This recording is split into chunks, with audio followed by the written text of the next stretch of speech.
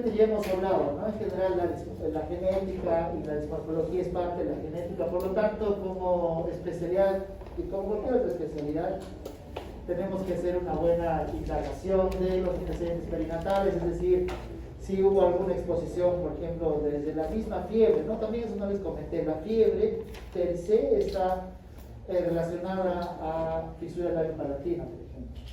Ya es otro teratógeno, ¿no? No se conoce, digamos, el mecanismo exacto, pero sí hay evidencia de que la fiebre puede ser un teratógeno importante. Entonces, como teratógenos importantes que no están en nuestro cuadro estaría la fiebre, y eso anótenlo como parte del examen. Y tenemos que se va a preguntar, por ejemplo, el desarrollo psicomotor, es decir, en qué momento el niño sostuvo la cabeza, en qué momento se paró, en qué momento caminó, etc. Se hace el árbol genealógico y tenemos que precisar la consanguinidad, ¿no? ¿Cómo hacemos el diagnóstico? Esta primera oración, digamos, que es la apariencia característica o gestáltica, se refiere a que el paciente entra por la consulta y por las características faciales uno puede decir es tal o cual síntoma, ¿no? De hecho, si en este momento hago pasar un niño o una persona con síndrome de Down, es probable que todos digan que es síndrome de Down, ¿sí? Igual hay otro tipo de enfermedades genéticas que van a ser características las partes faciales, ¿no? Como el síndrome de Turner, como el síndrome de Williams. Entonces, solo uno mirando, digamos, la facies puede ser el diagnóstico. Y de hecho, una cosa importante es clasificar a las anomalías en mayores o menores. Las mayores son que tienen una significancia médica, quirúrgica o cosmética, es decir, que van a provocar alguna alteración a nivel funcional importante o que es necesario incluso tratar de corregir porque estéticamente no se está observando de manera adecuada, ¿no? Y para las malformaciones menores no tiene significancia clínica, ¿no? Como les decía, el pliegue único, ¿a cuántos tienen pliegue único? Ya se miraba la mano.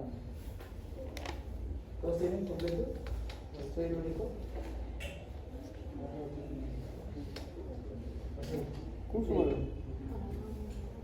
Un solo pliegue. Normalmente debemos tener dos, ¿no? Uno o dos, ¿no? Yo tengo solo uno. A esto antes se le llamaba el pliegue simiane, pero no es nada similar. No tiene significancia clínica, o sea, esta anomalía menor no hace de que yo tenga menos fuerza, de que no dibuje adecuadamente, que no escriba bien, que no tenga mala letra o buena letra, ¿no? Y se ve de hecho en el 5% de la población. Y dentro también de las características clínicas, si ustedes acuden a un consultorio de genética, el consultorio de genética es como cualquier otro, ¿no? O sea, hay una camilla, utilizamos estetoscopio, ¿okay? Y en muchos de ellos tomamos fotos, ¿no? Tomamos fotos y luego también hacemos mediciones. Medimos el perímetro cefálico, la talla, el peso, la distancia entre los cantos internos, la distancia entre los cantos externos, donde se fuera necesario, el tamaño del pabellón folicular, etc. Algunas anomalías menores, como las fisuras palpebrales pequeñas, las narinas antevertidas, o sea, las narinas antevertidas significa de que las fosas nasales están viendo para adelante, ¿no?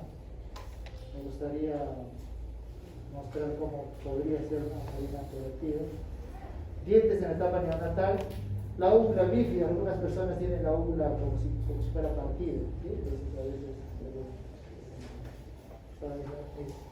pabellones auriculares antevertidos, como estaba antes, pabellones. Micrognasia o la mandíbula pequeña también son anomalías de tipo. Algunos síndromes, de hecho, van a ir cambiando a medida que va pasando el tiempo y la maduración. Algunas se hacen más evidentes cuando pasa el tiempo y otras van a desaparecer. De hecho, las mujeres que han sido expuestas, por ejemplo, al alcohol, los recién nacidos van a tener características muy llamativas, ¿no? Que uno puede decir, este niño tiene o estuvo expuesto al alcohol. Pero, igual que por ejemplo el síndrome de Bechdel-Wiedemann, que eso también lo hemos visto en la primera parte de genética, ¿no? Ahora estamos viendo de que ya está existiendo una relación entre lo que hemos hecho en genética, por lo tanto ustedes tienen que estar recordando esos conceptos. Ya algunos, estos digamos, se hacen menos evidentes, ¿no? Y los que se hacen más evidentes son otros, la mayoría de síndromes. En esto, en el diagnóstico, como la dificultad es la cantidad de enfermedades genéticas que están asociadas a malformaciones, muchísimo. De hecho, utilizamos algunos programas informáticos. Como por ejemplo, hay un programa que se utiliza, que es una aplicación, de hecho, que se llama Face2Gene, Fase 2 Gene, que uno puede tomar la foto. Vamos a ver acá. Face2Gene.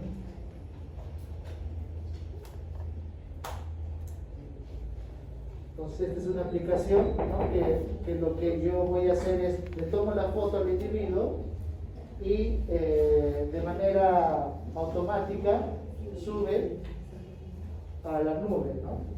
La información, y lo que va a hacer es ayudarnos para el diagnóstico.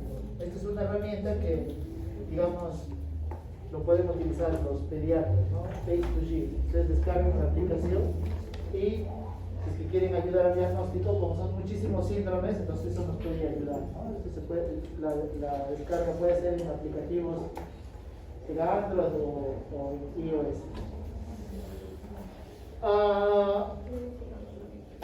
Entonces, por la cantidad de información que se tiene, a veces tenemos que ayudarnos en programas informáticos, a veces compartir con otros genetistas clínicos. De hecho, esa es una práctica que debería realizarse en los diferentes lugares que hacen genética. Y los dismorfólogos, o los que hacen esta parte de la genética clínica, la mayoría, por no decir todos, somos médicos genetistas.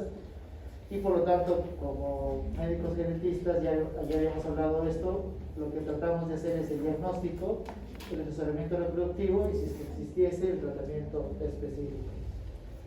Y para eso entonces vamos a aplicar lo que hemos visto en genética, ¿no? ¿Cómo yo puedo llegar al diagnóstico?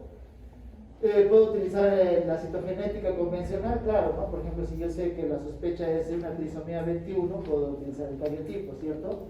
O puedo realizar el microarray, ¿no? Si sospecho, por ejemplo, de una lesión o duplicación submicroscópica, o hacer estudios de secuenciación si es que yo sé que, por ejemplo, es una neurofibromatosis o una holoprosencefalia para detectar cambios en el gen SHH.